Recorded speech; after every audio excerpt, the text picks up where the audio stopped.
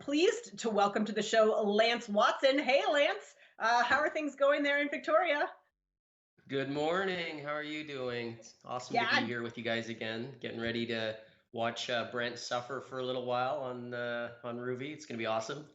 now tell me this, Lance, is it true that you've coached Brent for 25 years since he was 14 years old? Yeah, and since I started when I was 15 and he was 14, and yeah, no, it could be a world record, Dee Dee. It's been an incredible journey for sure. I first met Brent when he was a 14-year-old junior, and he came out to a talent ID camp in Victoria. And shortly after, I sat out back my condo with his dad and talked about his goals and dreams, and that was the launch of an incredible journey throughout my entire high performance career, really. I mean, at that time, I was probably coaching, um, you know, five or six sort of budding elite athletes, and it was neat to bring Brent on board. Actually, funny little story. I remember when I was about 25 with his parents before taking Brent on his first European tour as a 16-year-old. And they were signing over essentially legal guardianship rights to me, in case he had to go to the hospital or having and at the time you sort of roll with it. But now having kids of my own and looking back, I don't know if I would sign over, legal guardianship of my child to a 25-year-old Lance or not. But I guess I must have seemed responsible at the time. So So what you're yeah. saying, Lance, is that you're still actually Brent's dad, is what you're saying. That's really what it comes down to.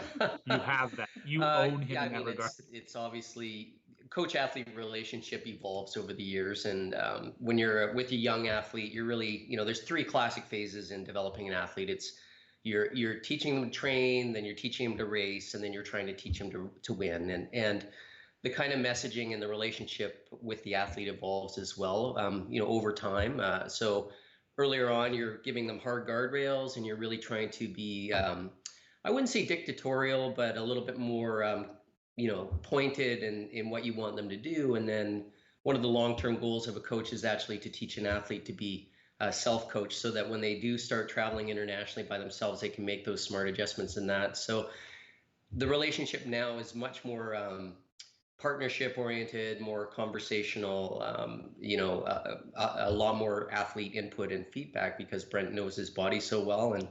And one of the fun things too is, I'll often hear Brent talk about his sporting experience, or relay or share his moments with some of the younger up and coming guys. And he may not even know this, but I'll hear words coming out of his mouth, and I'm like, I remember telling you that. And he's taken ownership of that. It's become part of his toolkit now. So he's not thinking, oh, this is what Lance said. It's actually part of his knowledge base. And yeah, so it's been pretty special. I will say though, as a coach, it's a pretty unique experience to guide an athlete through all the developmental phases through their career. And I've worked with a lot of great athletes over the years. Simon Whitfield, Greg and Laura Bennett, Chris Lieto, Lindsay Corbin. The natural life cycle, Lisa Bentley, of course, for 11 years. But the natural life cycle of a coach-athlete relationship typically is, 3 to 5 years, and that's a really good stretch to help develop an athlete. And then they usually need new input. But with Brent and with our unique relationship, I was able to see in his early 20s that his physiology was geared towards doing long course and Ironman, but I was also able to take the time to make sure and develop those energy system pathways, to allow him to have his Olympic journey and not push him too long, too fast, to make sure that we had maximized, speed and threshold in that before going into the longer distances. And as a result, we could see how that played out as he got into 70.3 and then ultimately Ironman, and several sub-8 Ironmans in his 30s. So it's been a real pleasure to be able to take that. Now, tell me this, Lance. How do you keep things fresh and engaging for a long time pro? I myself have been a pro for 16 years now, so give us some advice from that perspective. You've had this long-term relationship with Brent. How do you keep it fresh and engaging for someone who's been a professional for so long? That's a great question. Thanks. So, there's a few things, and there's take-home lessons for age groupers, amateurs as well, because you know, it's when we first get into the sport, it's finishing the race and you know, new adventures. That's the excitement. But after a while, particularly as a professional, when you live and breathe it, you know, day in and day out, you do have to find ways to keep it fresh and to mix it up for them. So one of the things is new challenges, of course. We do go back to some of the same races where you've had success before and you're pursuing excellence, but we're always trying to put something new on or fresh on the calendar year in and year out. And again, if I look long term, you know, it's going back from sprint triathlon and then you know, ITU in pursuit of Olympics. But you know, there was a phase of pursuing, you know, Xterra off-road mountain biking triathlon too, and mixing that into the calendar, and that was something exciting and different to look forward to. And then moving up onto 70.3. The other thing is finding new and fresh environments, and that might be a new place to have a training camp, you know, long-term training camp. It may be you know, working in cohesion with another coach in another environment too, so we can go in and train with different athletes and learn different things from them as well. So you're always there's a continued pursuit of excellence. There's always looking for new challenges, and then you're always thinking about environment too.